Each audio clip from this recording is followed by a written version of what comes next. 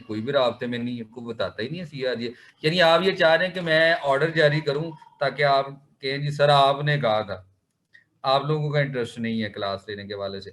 मैं ये बता दूं कि 2 चैप्टर तो पक्के हैं, कर्विलिनियर कोऑर्डिनेट्स और टेंसर। इनके जो मेजर फार्मूलाज हैं, इनके जो मेजर रिप्रेजेंटेशंस हैं, इनके जो लिखने का अंदाज है वो मैंने बता देना है। उससे सवाल किस तरह के बनते हैं वो आपने अपनी प्रैक्टिस करनी है।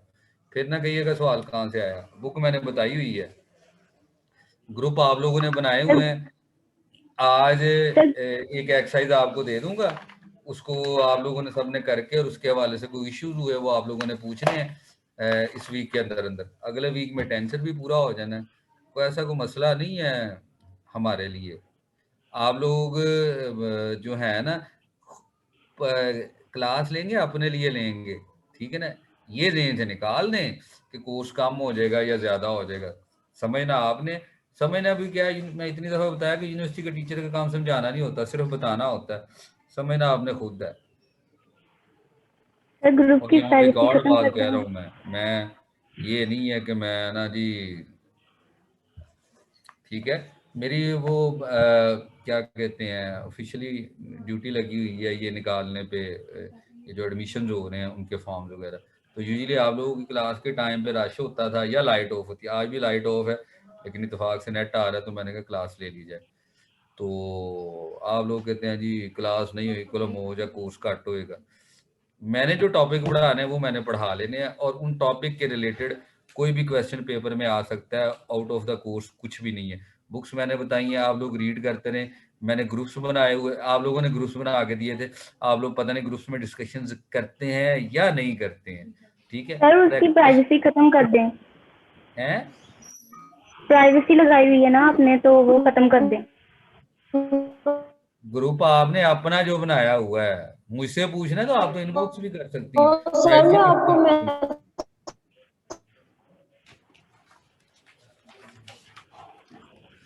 करें जी शुरू।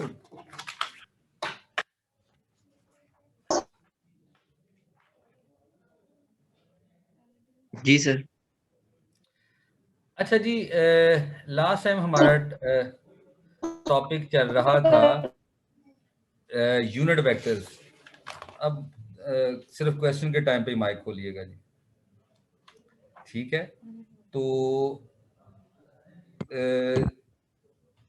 दो तरह के हमने सेट्स निकाले थे, यूनिट टेंजेंट वेक्टर्स निकाले थे और नॉर्मल यूनिट वेक्टर्स निकाले थे, ठीक है। Unit vectors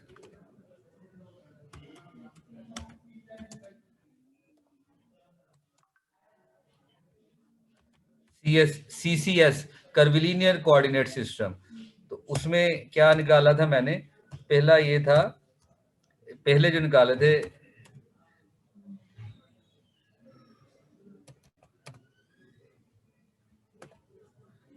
unit tangent vectors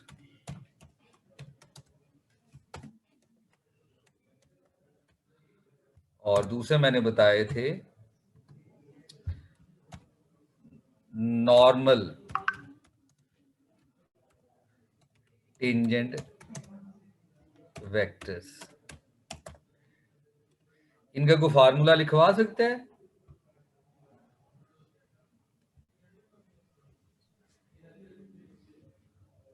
जी सर, E1 आपने लिखवाए थे 3 फार्मूले।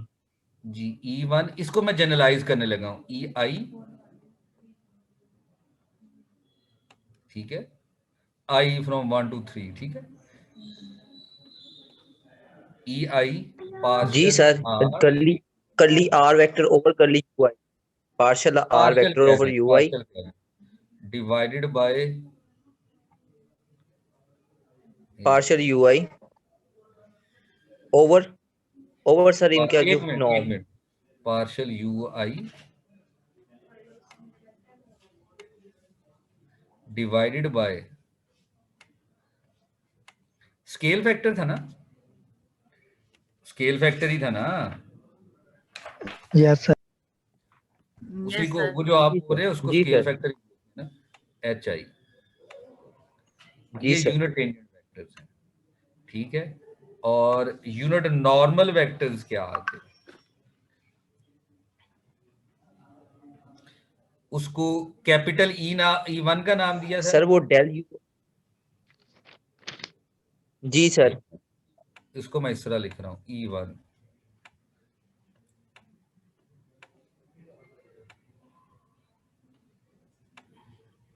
उसको नाम दिया था डेल UI डिवाइडेड बाय उसकी मैग्नीट्यूड, इनका नॉर्म। जी सर। नॉर्म मैग्नीट्यूड, एग्जैक्टली बिल्कुल सही बोल रहे हैं उस्मान, ये उसका नॉर्म। ठीक है, यूनिट टेंजेंट वेक्टर्स जब आप कर्व्स ले रहे हैं, 3 रेफरेंस कर्व्स ले रहे हैं, और यूनिट नॉर्मल वेक्टर्स उस वक्त जब आप 3 कोऑर्डिनेट सरफेसेस ले रहे हैं। और लास्ट में एक बड़ा इंपॉर्टेंट रिजल्ट डिस्कस किया था कि अगर तीनों कर्व्स, तीनों सरफेसेस आपस में ऑर्थोगोनल हैं तो ये जो है ये सिमिलर हो जाएंगे, ये सिमिलर हो जाएंगे। आई रिपीट, मैंने बोल के लिखवाया था कि मैं बोल देता हूं, the sets become identical if and only if curvilinear coordinate system is orthogonal। Identical हो जाएंगे, एक जैसे हो जाएंगे।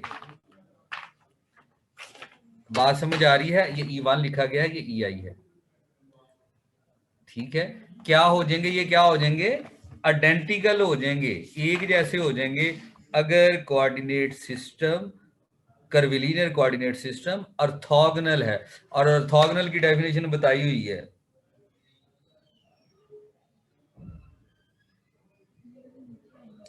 और अगली ये बात बताई थी कि इनको रिलेट किया जा सकता है इन टर्म्स ऑफ आई जे के, एक्सप्रेस किया जा सकता है।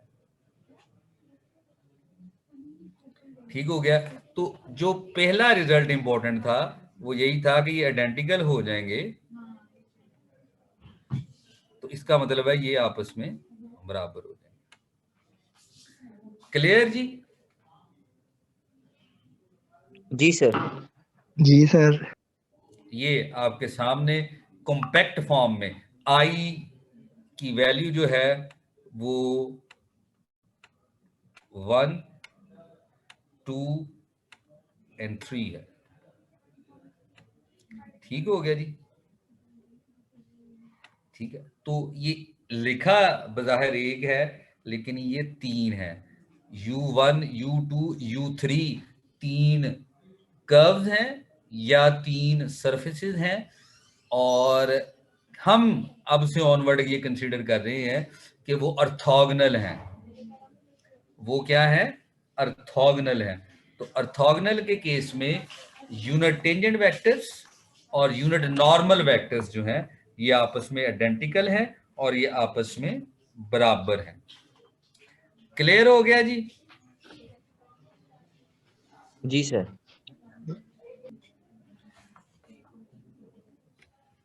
ठीक है, अब अगली बात, आज ये लास्ट टाइम का था, रिकॉल किया था।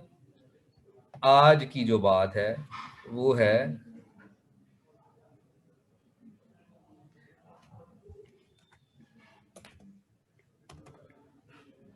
डिफरेंशियल ऑपरेटर्स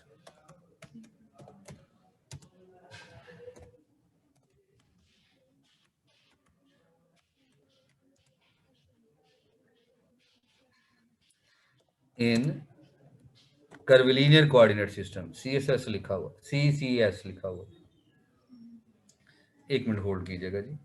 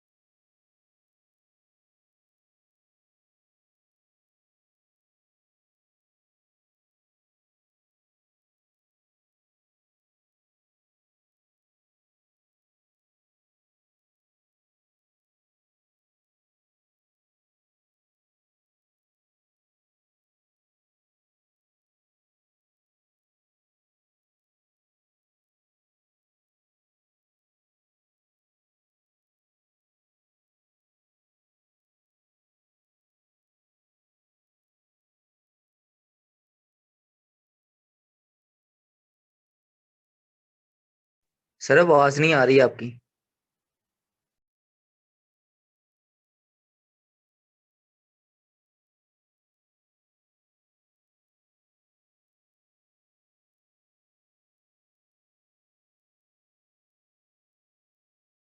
सर आपकी आवाज नहीं आ रही, माइक आप ऑफ। सर का माइक ही म्यूट है, आवाज कैसे आनी है?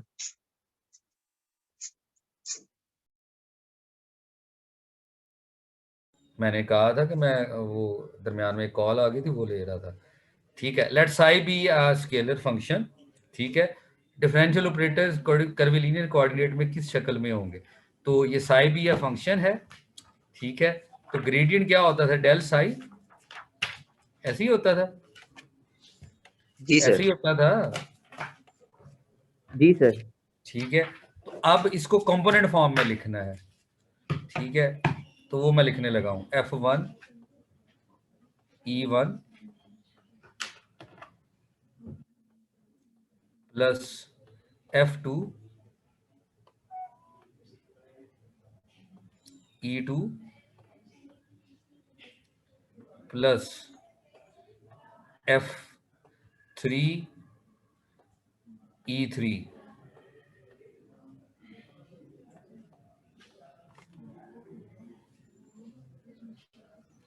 ठीक है, ये E1 E2 यूनिट वेक्टर्स हैं, और मैंने ये बता दिया कि हम ऑर्थोगोनल कोऑर्डिनेट सिस्टम में काम कर रहे हैं, ये ध्यान में रखिएगा। ठीक हो गया जी? हाँ जी सर जी। जी सर। अच्छा, इसको ऐसे भी लिखा जा सकता है, F1 Fi EI, I from 1 to 3। याद रखिएगा, गौर से सुनिएगा, ये सफिक्स हैं, दो सफिक्स एक जैसे आ जाएं एक साइड पे एक टर्म में, तो इसका मतलब है उसके ऊपर समेशन लगी हुई है, समेशन अप्लाई की हुई है। आई रिपीट, एक टर्म में दो सफिक्स सेम आ जाएं, इंडेक्स सेम आ जाएं, जैसे यहाँ पे आई है, दोनों में आई आ गया है, पहली टर्म के साथ एक टर्म के अंदर दो कह ले वेरिएबल्स कह ले, फैक्टर्स कह लें, आई एफ के साथ भी आई आ गया, ई के साथ भी आई आ गया, इसका मतलब है इस पे समेशन लगी हुई है। इसको जब लिखेंगे तो इसको इस तरह लिखेंगे, आई फ्रॉम 1 to 3।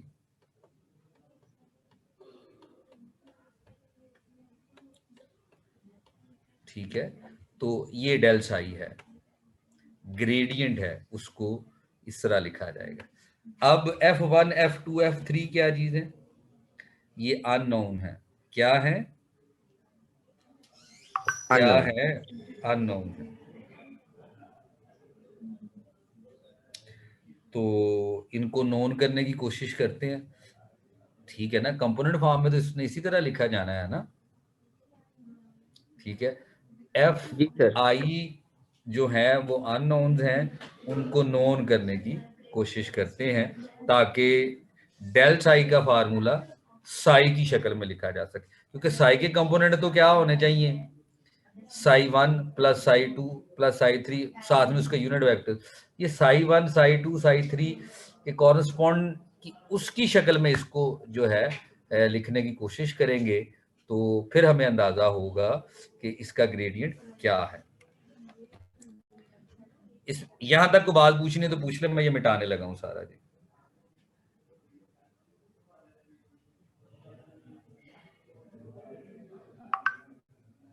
तो बात पूछनी है तो पूछ लें।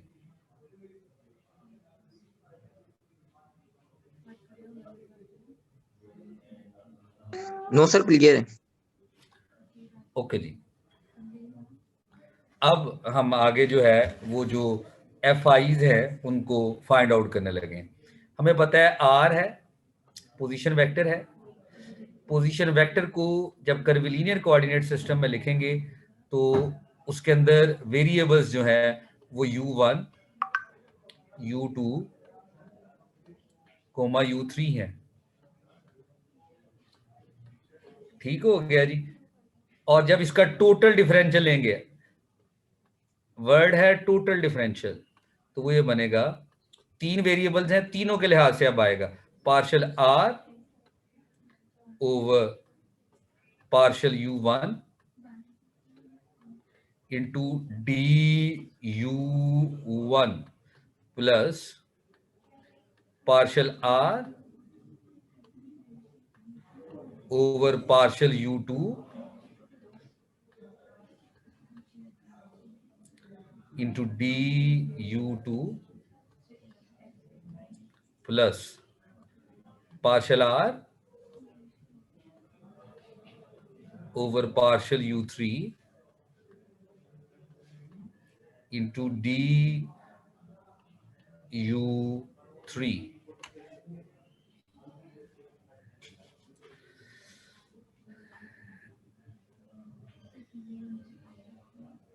Partial R over partial U one को स्केल फैक्टर्स की मदद से लिखने लगा हूं, तो ये बन जाएगा H1 E1 DU1। दूसरी टर्म क्या बन जाएगी? H2 E2 DU2 plus H3 E3 DU3। ये टोटल डिफरेंशियल है पोजीशन वेक्टर R का। यहां तक को बात पूछनी है तो पूछ लो। नो सर, क्लियर है।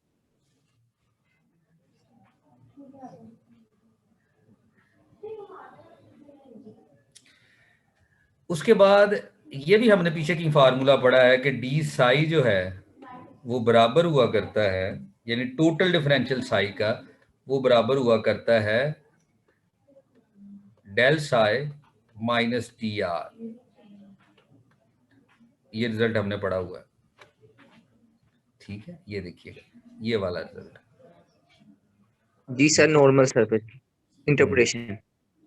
अब डेल साई और डी आर की जो वैल्यूज हैं वो इसमें पुट करेंगे और उसके बाद डी साई की वैल्यू जो है हम कैलकुलेट कर लेंगे। Got it? मैं ऊपर से मिटा रहा हूँ।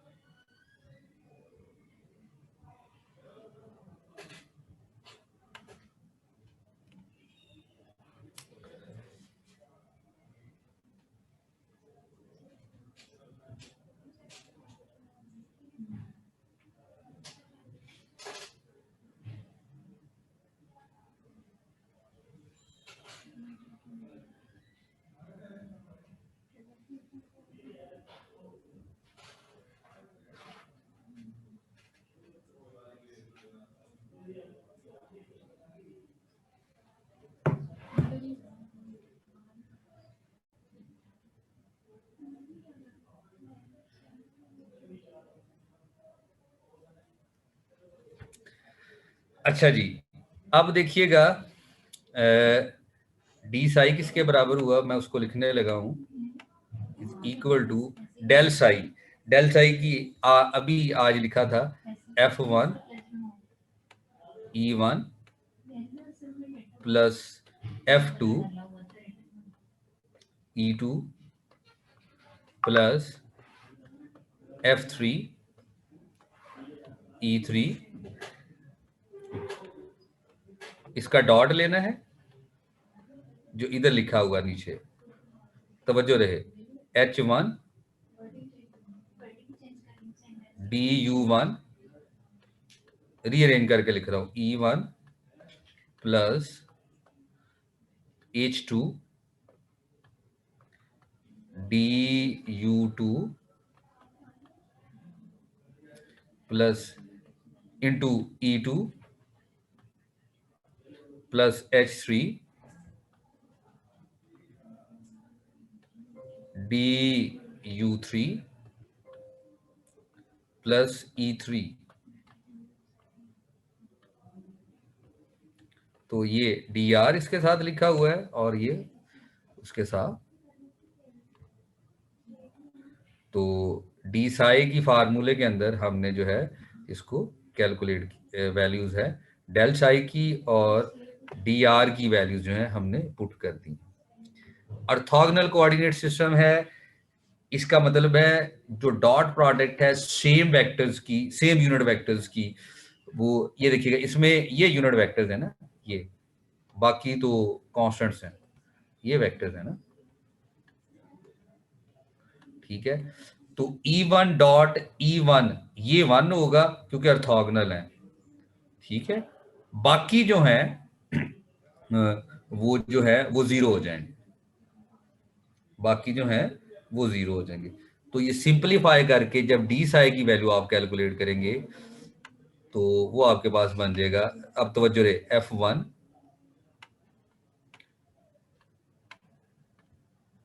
H1 DU1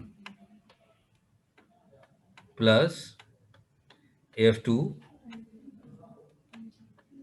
H2 DU2 plus F3 H3 DU3।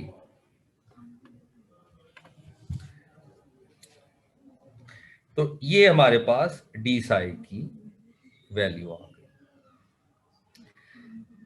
अच्छा, साई हमारे पास जो था वो in terms of U1 U2 U3 लिखा जा सकता है क्योंकि साई जो है स्केलर फंक्शन है ना, ठीक है। कर्विलिनियर कोऑर्डिनेट में स्केलर फंक्शन है तो उसके कंपोनेंट U1 U2 U3 की शक्ल में होंगे, ठीक है। तो जब साई का टोटल डिफरेंशियल लिया, डायरेक्ट टोटल डिफरेंशियल लिया, तो उसकी शक्ल क्या बनेगी,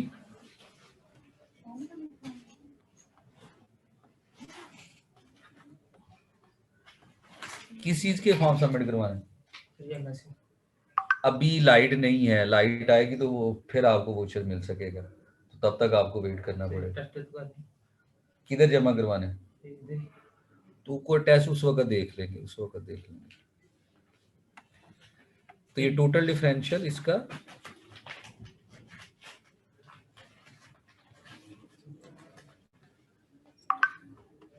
कुछ इस शक्ल में बनेगा।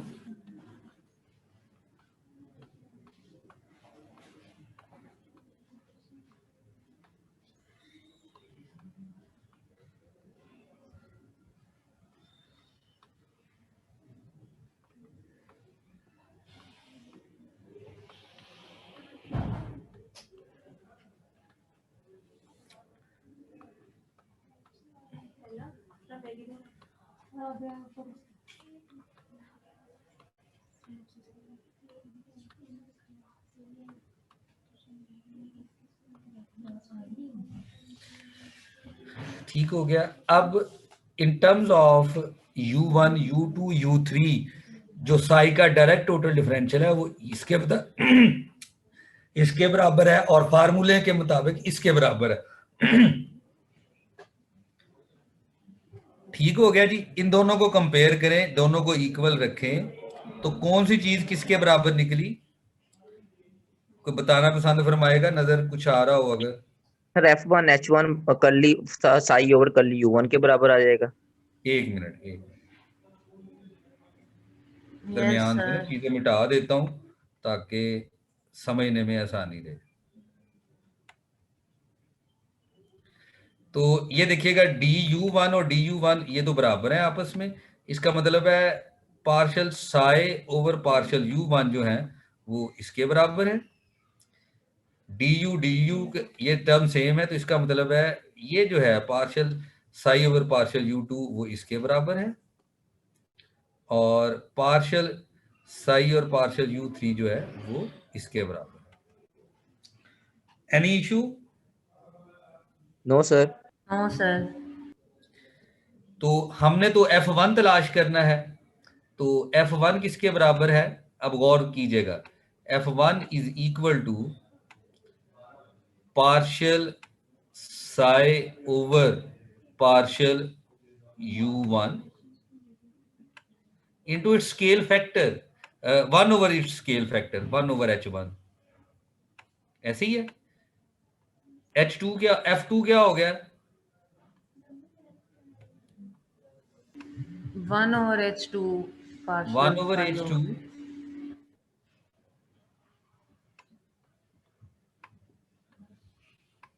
partial psi over partial U2 और तीसरा हो गया 1 over H3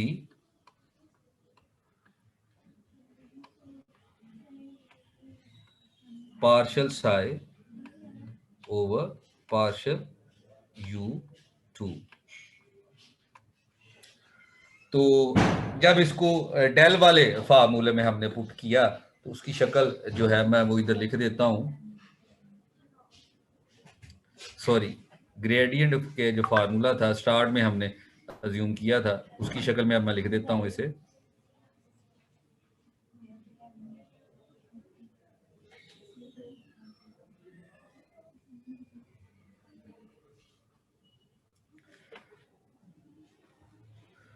तो डेल साई आया हमारे पास, F1 E1 था तो वो शक्ल कुछ इस तरह की बनी, 1 over H1 partial psi over partial U1 into E1 unit vector plus 1 over H2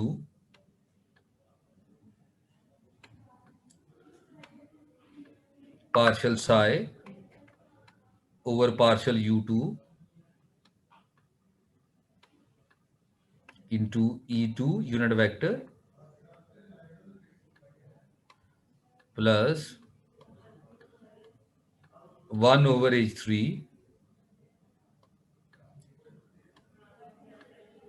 partial psi over partial U3 E3। तो अगर याद हो कार्टीजियन कोऑर्डिनेट सिस्टम में इसको देखेंगे डेल साई को, तो कुछ उसमें इस तरह बना था, partial psi over partial x into i plus partial psi over partial y into J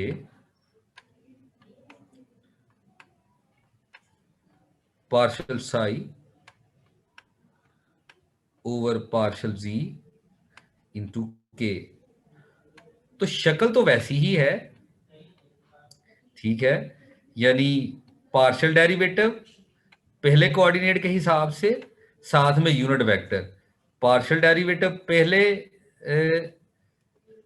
coordinate के एतबार से साथ में उसका यूनिट वेक्टर, दूसरा कोऑर्डिनेट के लिहाज से पार्शियल डेरिवेटिव और उसका यूनिट वेक्टर, तो दूसरा कोऑर्डिनेट और उसका यूनिट वेक्टर। फर्क क्या आया है, स्केल फैक्टर का आया है, हर टर्म स्केल फैक्टर से डिवाइड होगी। सो जब आप कर्विलिनियर कोऑर्डिनेट सिस्टम में देखते हैं तो शक्ल उसकी बिल्कुल कार्टेशियन कोऑर्डिनेट के से रिजेम्बलेंस है, उससे मिलती जुलती होती है। तो फर्क क्या आता है कि यूनिट वेक्टर्स की जगह E1, E2, E3 आ जाता है और साथ में स्केल फैक्टर्स आ जाते हैं, या वो मल्टीप्लाई हो रहे होंगे या डिवाइड हो रहे होंगे, ये अकॉर्डिंग टू द वो ऑपरेटर की जो अपनी टर्मिनोलॉजी है, ये जो ऑपरेटर का जो अपना इफेक्ट है, जो इम्पैक्ट है, उसके लिहाज से ये सारे का सारा आ जाएगा। तो ये कर्विलिनियर कोऑर्डिनेट सिस्टम में ग्रेडियंट की फाइनल फॉर्म है, ठीक है, ये कर्विलिनियर में, और जो नीचे लिखा हुआ है वो कार्टेशियन कोऑर्डिनेट में लिखा हुआ है। जी, कोई बात पूछनी हो पूछ लें। 2 ऑपरेटर्स रह गए जी, डाइवर्जेंस और कर्ल, यही 2 रह गए हैं ना, दिल किया पढ़ लेंगे तो डन हो गया जी। ठीक है, छठा चैप्टर जो है कर्विलिनियर कोऑर्डिनेट सिस्टम का, शाम सीरीज की बुक का, उसकी जो एक्सरसाइज है उसको आप लोग अपने ऊपर डिवाइड कर लें। अपने ग्रुप में 4 लोग जो हैं, 4 लोगों का ग्रुप बनवाया है ना उस्मान? सर 5 का। 4 का, सर 5 का आपने कहा था। 4 का। चलिए ठीक है सर, 4 से कर लें। गेड़ा नहीं, यस सर 4, यस सर 4 का ही कहा था, 4 का ही बनाया हम लोगों ने। गेड़ा नहीं उस्मान। अल्हम्दुलिल्लाह मेमोरी बहुत अच्छी है, खुद इग्नोर कर दूं एक अलग बात है। ठीक है सर। अपनी कही हुई बात, स्पेशली क्लास में, और वो भी रिकॉर्ड में गई हुई बात, वो मैं नहीं भूलता हूँ। ਤੁਸੀਂ स्टूडेंट हो, ਤੁਸੀਂ कुछ ਦੀ कुछ बना देंगे हो गल। स्टूडेंट किसी के भी सगे नहीं होते। सर असल में हमारे बने नहीं ना ग्रुप, इसलिए पता नहीं था सर। जी 4 बना लें। पहले सॉल्व एग्जांपल्स जो हैं उसने जो की हुई हैं इकट्ठी, वो आपस में मिलके कीजिएगा, उनको समझने की कोशिश कीजिएगा, छठे चैप्टर की, कर्विलिनियर कोऑर्डिनेट सिस्टम वाले चैप्टर की।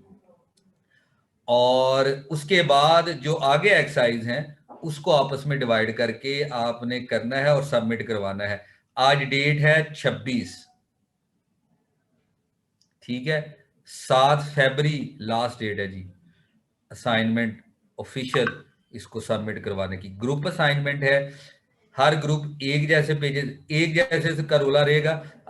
रोला इन द सेंस कि जी हमारे ये हमारे पास ये नहीं मिलते, white blank pages A4 size के, उसके ऊपर सबने क्वेश्चन लिखने हैं, अपने क्वेश्चन डिवाइड करके।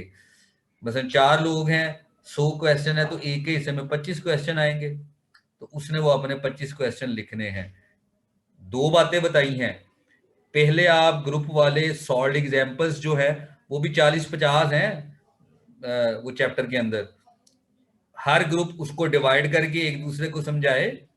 ठीक है, ऑनलाइन पढ़ रहे हैं ना, ठीक है ना, जब ऑनलाइन पढ़ाई है तो फिर डिस्कशन भी ऑनलाइन होगी। ठीक है, और उसके बाद एक्सरसाइज सॉल्व करनी है 7 फरवरी तक। कर्विलिनियर कोऑर्डिनेट सिस्टम का जो चैप्टर है उसके जो सवाल है वो मेरा ख्याल है 150 के करीब है, तो एक के बंदे के हिस्से में 30 से 40 क्वेश्चन आने हैं। अगर एग्जाम्पल्स आपने सीधे तरीके से कर ली, फार्मूले यही हैं, इनको कॉम्पैक्ट फॉर्म में भी हो सकता कहीं लिखा हो, कोई बात समझ ना आए सवाल दिखा के पूछ सकते हैं,